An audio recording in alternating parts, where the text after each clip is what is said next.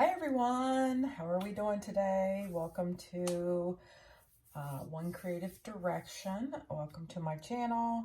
Real quick before we get started today, I really want to give everyone a huge thank you.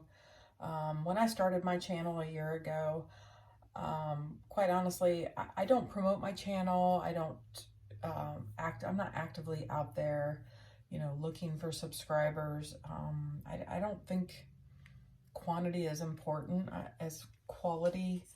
And to be quite honest, I started videotaping everything I did for myself, and then I created the channel, and so I continue to do that. And if I help folks along the way, that's just a huge bonus on my part. So I don't have a ton of subscribers, and I'm okay with that. I really it doesn't bother me. I don't need 50,000 subscribers. So it just makes everyone that watches my videos and likes and comments that much more unique and special. So I really wanted to let everyone know that's watching my videos, thank you very much for continuing to watch and returning and commenting and liking.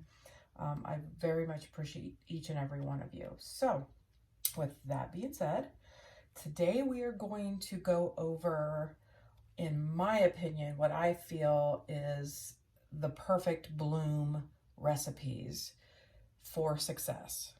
Okay, if you look at the videos on my channel, I do a lot of blooms, I do a lot of Dutch pours, a little bit of everything. So, but I do love blooms. I love doing coasters. I do tons and tons of coasters. And most of those are blooms.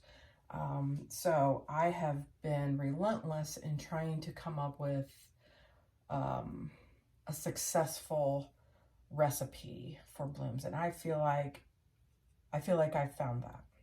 So I want to share how I'm making my bloom colors. For my bloom pillow, I'm still using this Multi-Pro. And I get this at Home Depot. It's super inexpensive. Last time I got it, I think it was $17 a gallon. I buy the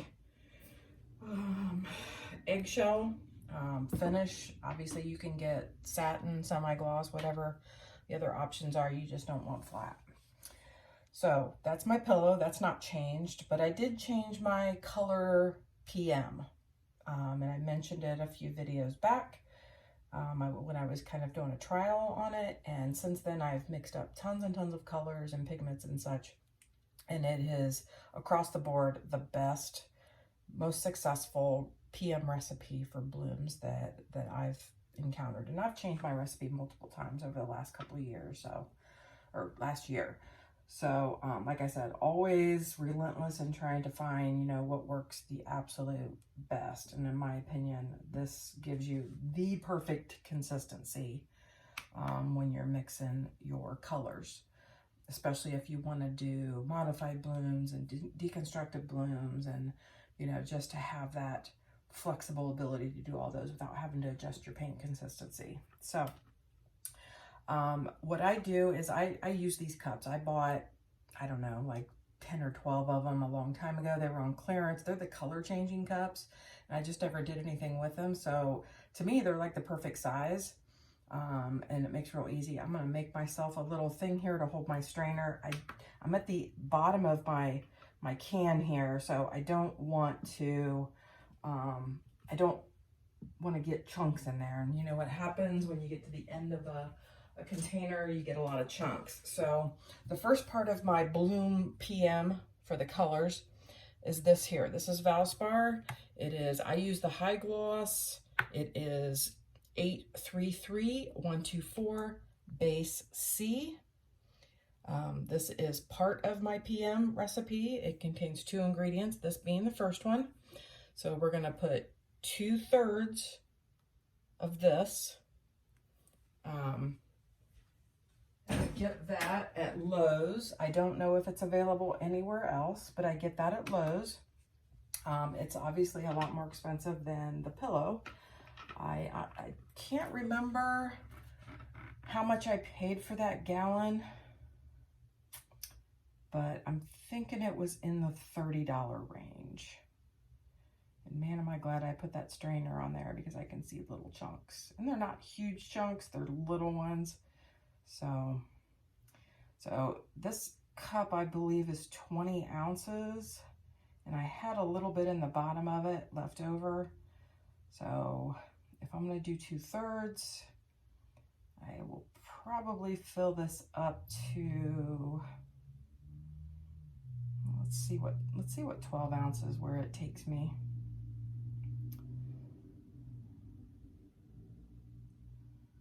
I'll probably speed this part up so you don't have to watch me pour paint. How boring.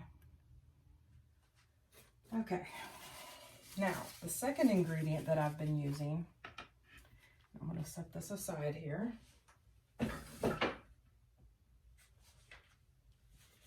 Is this. This is from the Crystalac company.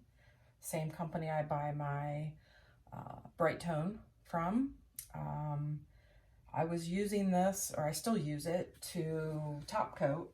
I'll put 2 layers of this on and then finish with multiple layers of the Bright Tone.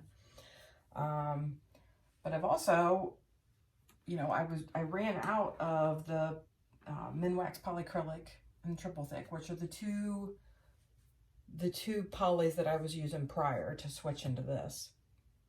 And in my experience, they make everything thicker. And when your consistency of your bloom paint is too thick, it makes it very difficult to blow across your pillow. So I constantly struggled, and I couldn't really process my pigments very well. I never had any success using that PM or any other. So with switching to this, I'm able to use all of those. Tube paints, fluid acrylics, everything. Pigments, you name it. They all work perfectly with this. And when I get this in here and stir it up, I'll show you the consistency of it before we mix the colors and after we mix the colors. So you'll see what I'm talking about. So, okay, so I've got 11 in there, and that's going to be, we'll say 3. This is going to be a little more challenging to pour because I've got all those sticks on there. And I don't know that it's nearly as important for this to be strained as it is the paint. Oh, I was pushing on it, that's why. Okay, so I'm going to put a little over 3 ounces of this in here.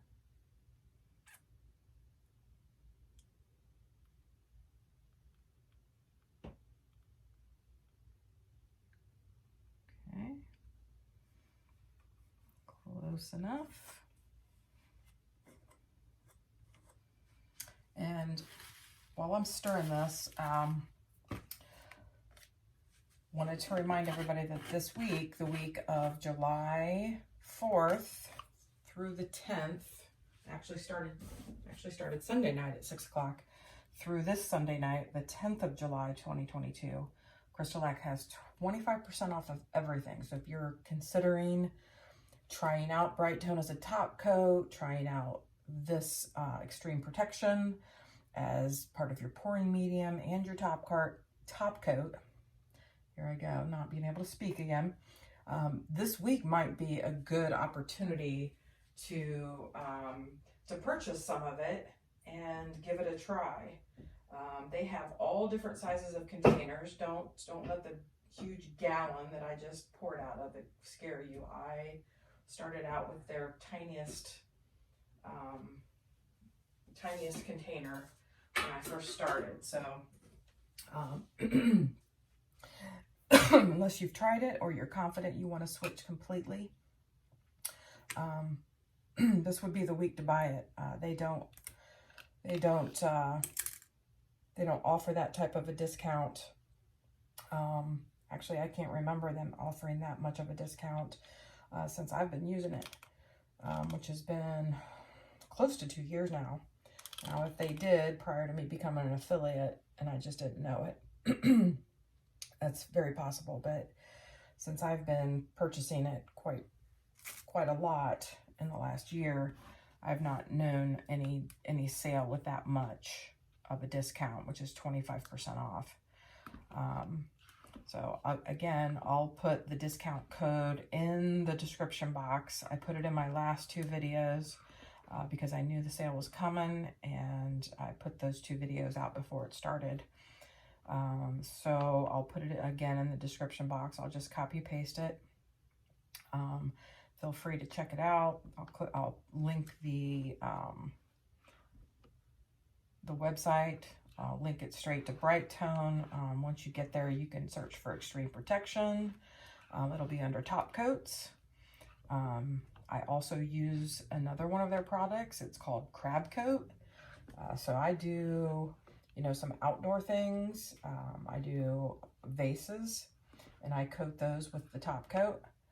Because it's made for marine applications, it expands and contracts with weather and various things. So I made an outdoor table, and I coated it with Crab Coat because it made the most sense.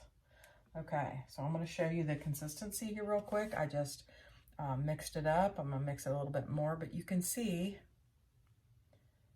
the consistency. It is very nice and flowy, right? It's not nearly as thin as Dutch pour, but I'd say it's close to like a cup pour consistency. It leaves a large trace, but disappears in a few seconds. So that's what it looks like before we mix. So now we're going to mix up a few different combinations. So I always mix in these little silicone measuring cups. It's just easier. I mix in these, and then I scrape it into the bottles that I keep my paints and pigments and such in for blooms. So first thing we're going to do is we're going to do a pigment.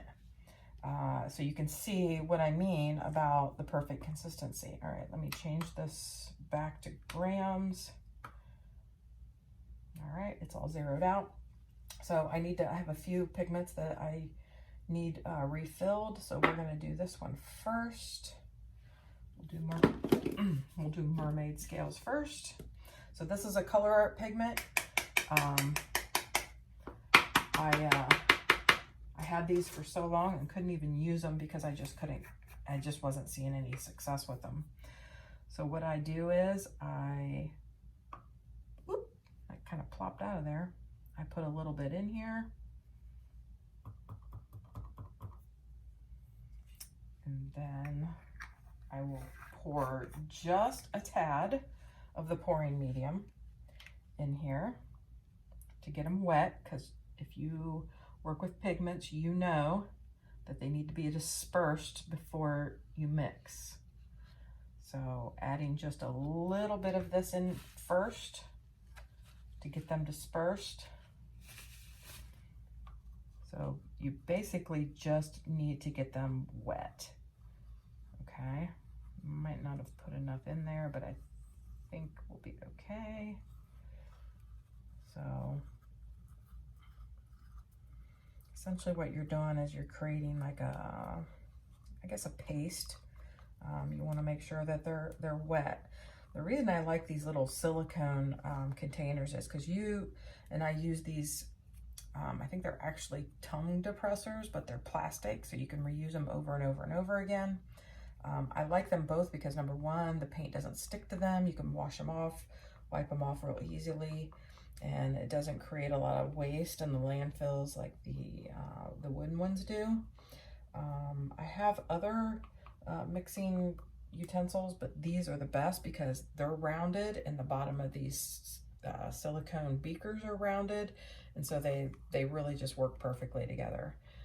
So I'll show you what this looks like. It really just looks like a big blob right now. See that? All right, so now we're gonna put the rest of the PM in here, and there's really no rhyme or reason, especially with pigments and like fluid acrylics. You're looking for, and I usually put like 30 to 40 to start, and that's grams. You're looking for, you know, the color that is your desire, right? You can put as many pigments in here as you want, but it's really about what color, what shade, how dark, how light that you're going for with your pigment or your paint or your fluid acrylic or whatever it is. Just keep in mind, these are pigments and they need to be mixed up quickly, or not quickly, thoroughly. So I'm going to mix these really well and then show you the consistency once again. And then we can look at the color and determine whether or not I need to add more pigments or color pouring medium. So I'm constantly like wiping the stick off, stirring around the edges, pushing down into the, you know, corners. Make sure that you mix these really, really well. And when I make pigments for blooms, I typically don't use them the same day. I like to let them sit. And then I'll shake all of my colors before, an hour or so before I'm going to paint. And it works out really well. Okay, now I'm going to show you the consistency of this so you can see just how wonderful it is. See, it's still very nice and flowy. It's a little thicker than it was as just the pouring medium. It's obviously not going to thicken up a lot with pigments, but you'll notice when I get to the paints, you don't need to add a lot of paint to this PM. So it's super, super flowy. This, I'm telling you, this, it works so well for blooms. I can't speak highly enough about this PM that I accidentally stumbled upon. Okay, so I think we're gonna let that one sit. The color looks really nice. Hopefully you can see that. It's called Mermaid Scales. It's like a light colored, like aqua blue, but super light colored. All right, and we're gonna mix a tube paint. And we're gonna do the golden because it's really heavy body. If you've ever used the golden paints, you know that they're pretty heavy body. Probably the heaviest body that I've used is Utrecht. And if you've ever purchased that, you know that it's even more heavy than the golden. But it mixes up perfectly as well. I don't have any of that to do tonight, but just be assured that it does mix up very well. All right, I'm going to use one of these that I already got dirty. All right, zero that out. And for this, I put the PM in first, obviously. I'm going to put probably 40 in. Oh, let's do 50, because I like this color.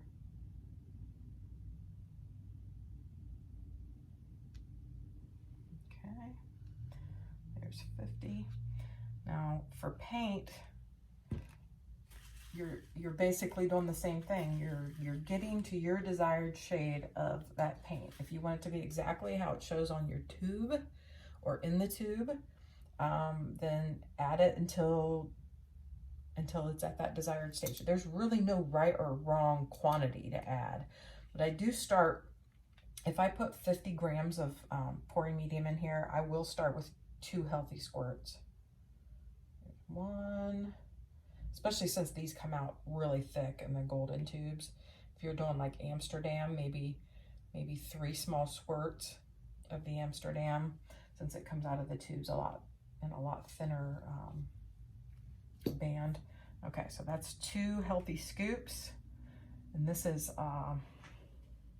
Cobalt Violet, and I think that's going to be plenty. I can tell just from mixing it, and you've seen how thick that was. It was super thick. It's almost as thick as the Utrecht. I'll show you the consistency once I get this all mixed up. And again, I'm wiping my stick off constantly, pressing it up against the side. Make sure you're mixing this thoroughly. You don't want any inconsistencies when you're painting. You want to make sure your paints are all mixed up thoroughly. Okay. All right, I'm going to show you the consistency here. Okay, so here we go.